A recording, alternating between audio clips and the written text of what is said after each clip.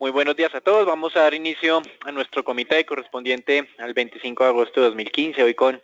menos noticias, pero también de mucha relevancia. En Colombia, NIF redujo su pronóstico de crecimiento para 2015, pasándolo del 3,4 al 2,8, reconociendo la realidad de una desaceleración adicional en el tema del comercio, el debilitamiento todavía observado en la industria y ese fuerte déficit en la balanza comercial, así como algunos indicadores digamos, adicionales en el tema de vivienda. Por otro lado, la Superintendencia de Industria y Comercio sancionó a Alpina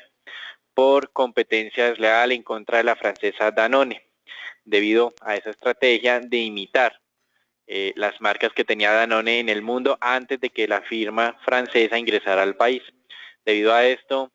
Alpina pues se le restringiría el uso de marcas como Vitalis y Defensis, que son en teoría de propiedad de Danone en el mundo, y también fue obligado a pagar pues el costo legal de todo este proceso, que es de 200 millones de pesos, lo cual pues no es alto. Mientras tanto, Alpina anunció que intentará apelar esta decisión y que defenderá sus marcas, teniendo en cuenta que cuando les dieron los registros en el año 2008 y 2009, pues no había ninguna intención, por lo menos Danone no había ingresado a Colombia.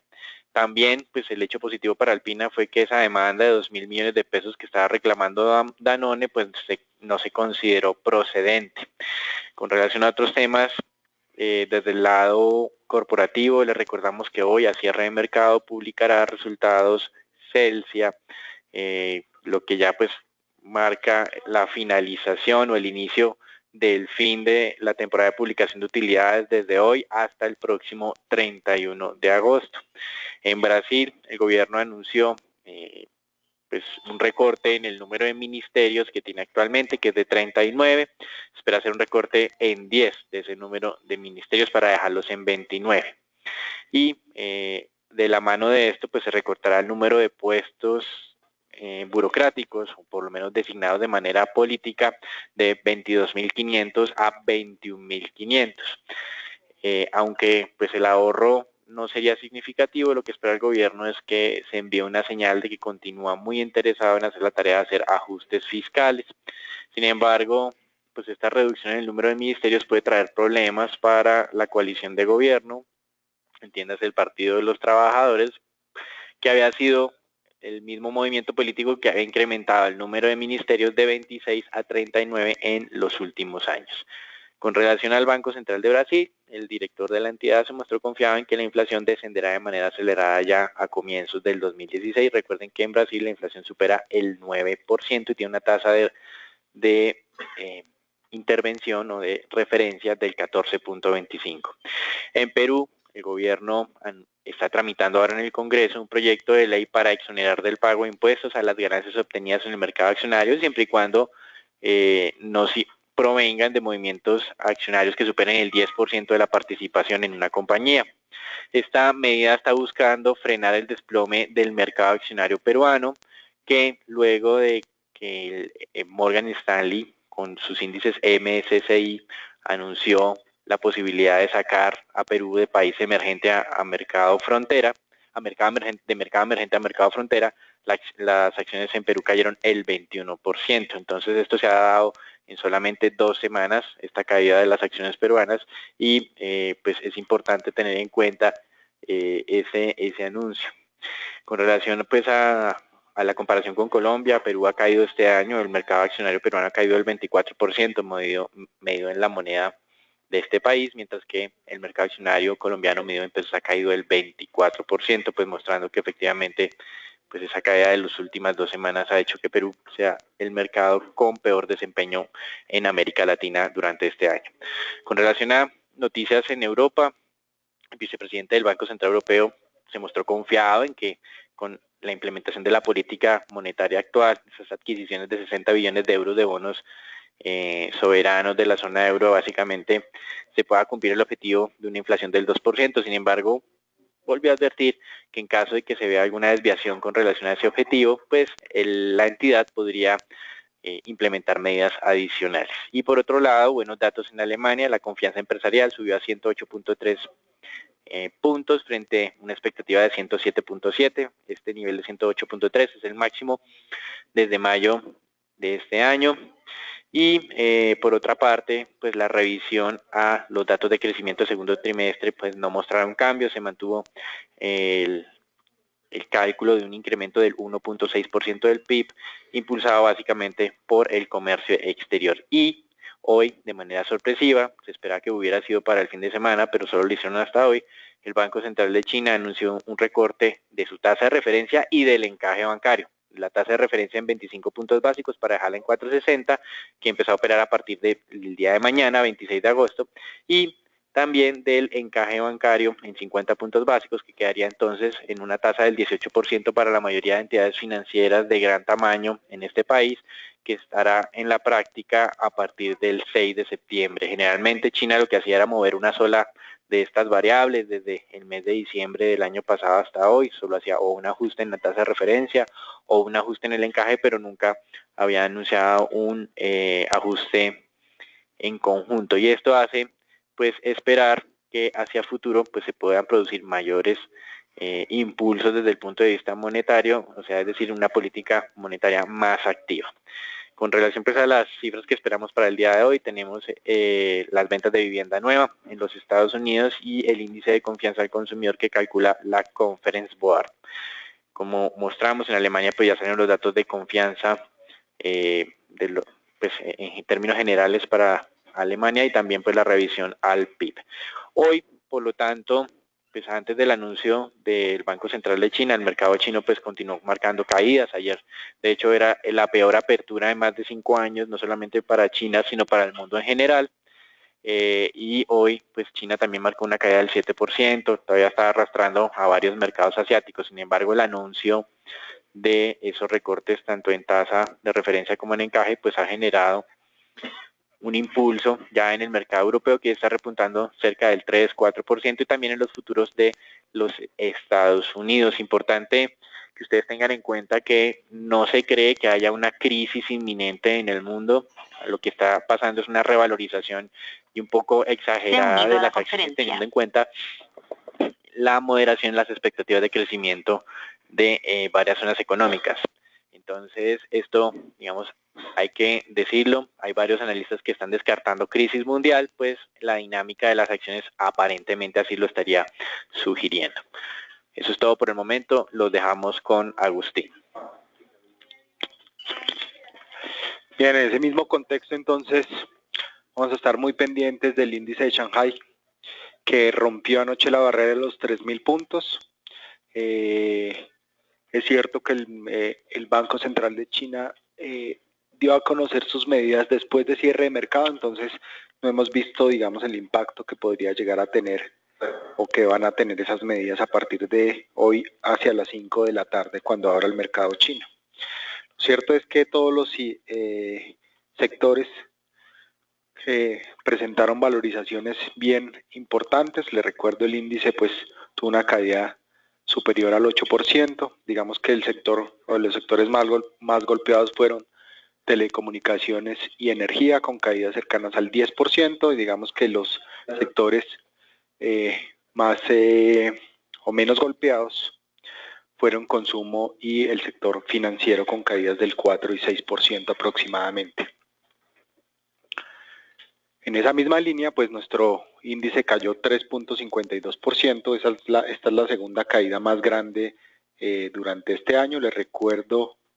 en el mes de enero, el 5 de enero para ser más exacto, tuvimos una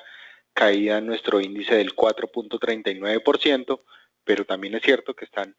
estamos lejos de las caídas más grandes que ha presentado nuestro índice. Les recuerdo, en el año 2008 tuvimos varias caídas consecutivas superiores al 5 hasta el 8.54%. Digamos que lo más importante, como les había manifestado el día de ayer, es empezar a monitorear la volatilidad, que es esa medida que nos va a ayudar a ver cuándo se va a estabilizar el mercado y cuándo podrían entonces los clientes estructurales empezar a tomar posiciones y aprovechar estos bajos precios después de nuestra recomendación de salida de las acciones presentada ya hace cerca de un mes. En ese mismo orden de ideas, entonces, para los más agresivos, pues al igual que el resto de mercados, podríamos ahí ver digamos un mercado bien activo. Les recuerdo que ayer tuvimos operaciones por cerca de 122.000 millones de pesos. La acción que más se transó, como es tradicional, Ecopetrol, con cerca de 18.000 millones de pesos. La segunda acción más transada, Preferencial Aval, con cerca de 17.000 millones de pesos. Recomendación entonces para los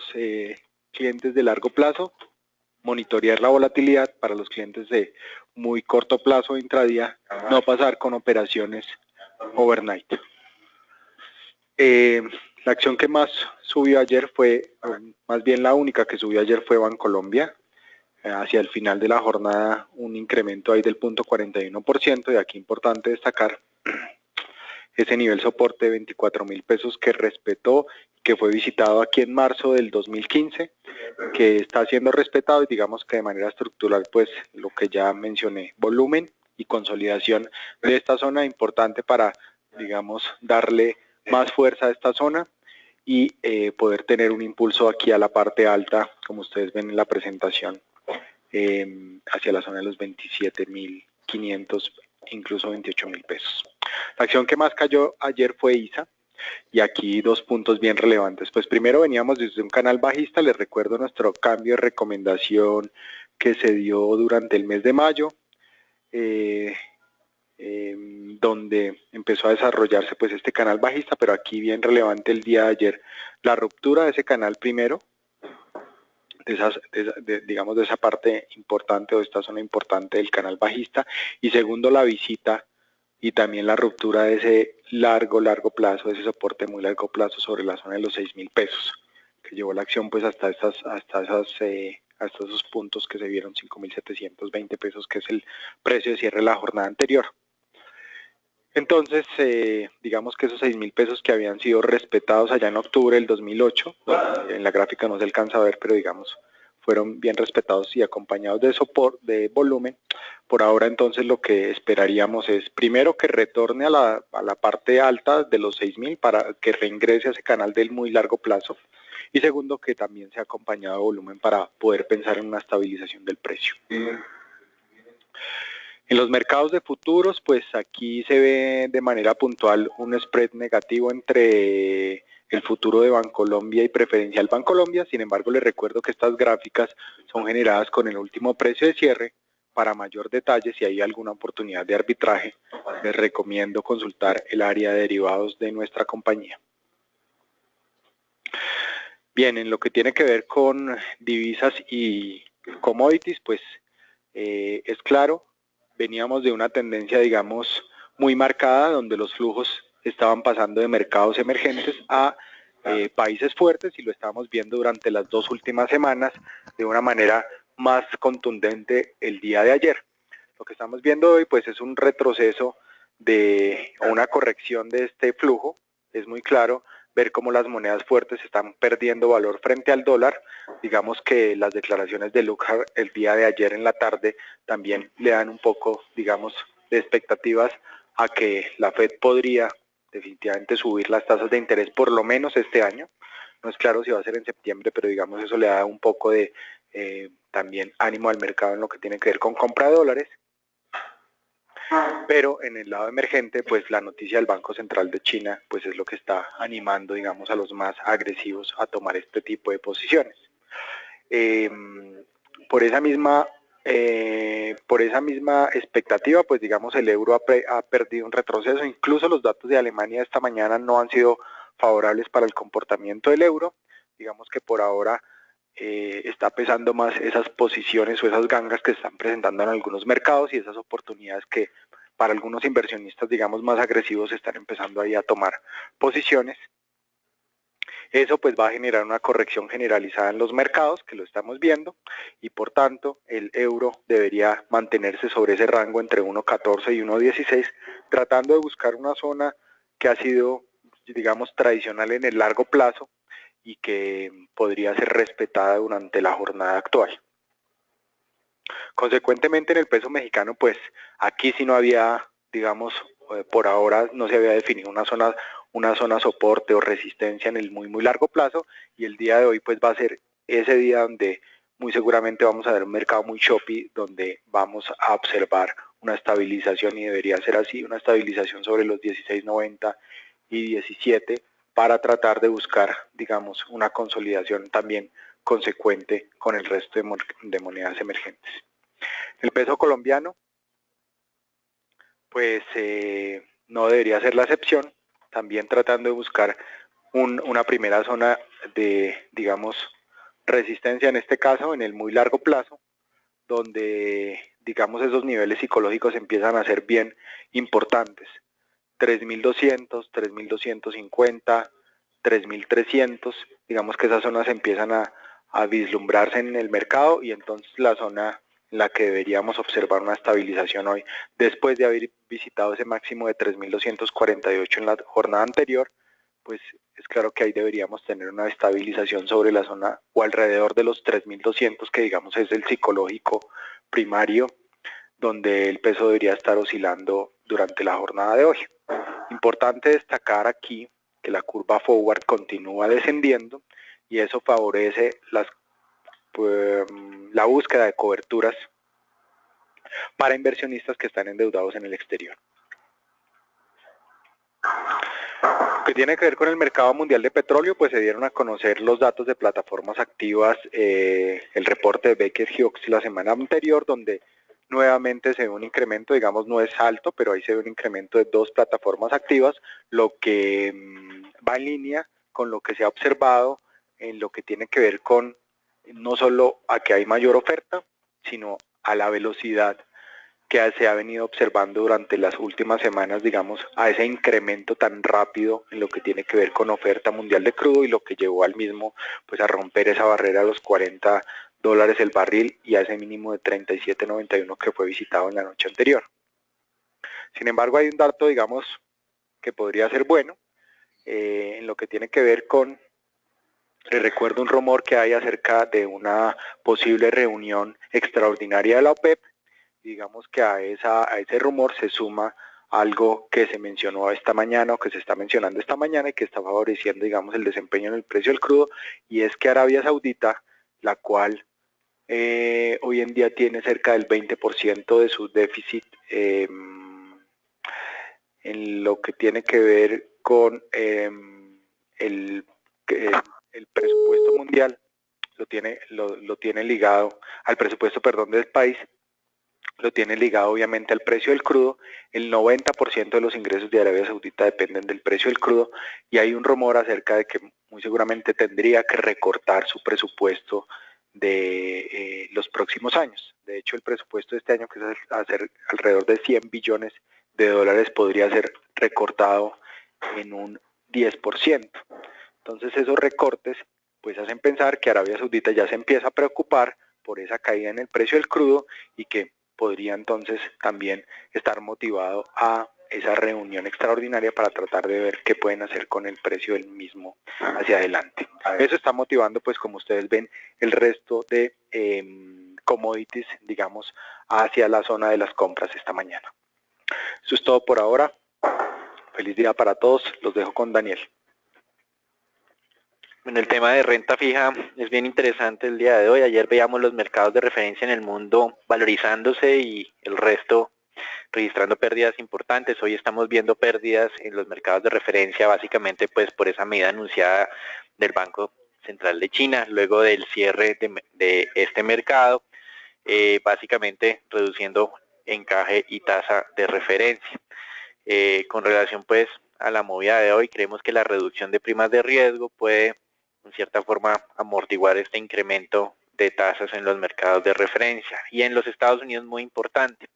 la volatilidad del mercado, el nuevo desplome del precio del petróleo, el fortalecimiento del dólar podría entonces ya cada vez retrasar ese incremento de tasa que teníamos para septiembre a diciembre. Incluso el gobernador de la Fed de Atlanta, Dennis Lockhart, que era uno de los defensores de incremento de tasa en el corto plazo, modificó ayer su discurso asegurando que sigue siendo probable el aumento, pero en algún momento del 2015. Al mismo tiempo, la probabilidad de ajuste de tasa en septiembre ya está en un 24%, cuando hace semana y media estábamos en el 48%, es decir, ha caído a la mitad, y la probabilidad de ajuste para diciembre está aumentando y se ubica en cerca del 70%. En Colombia, ANIF reiteró espera 2 incrementos de tasas este año, a pesar del debilitamiento económico. Como lo mencionábamos al comienzo del comité, había ajustado a la baja su pronóstico de crecimiento del 3.4 al 2.1%, y el codirector del Banco de la República, Carlos Gustavo Cano, ya habló abiertamente, esto es poco usual, y dijo que él estaba esperando un incremento de tasa el pasado viernes y que es mejor hacer incrementos moderados y paulatinos en vez de un ajuste fuerte más adelante para de esta manera tratar de anclar las expectativas de inflación. Esto pues está en línea con lo que estamos considerando en Global Securities, teniendo en cuenta pues que esa fuerte depreciación del peso sin duda ha incrementado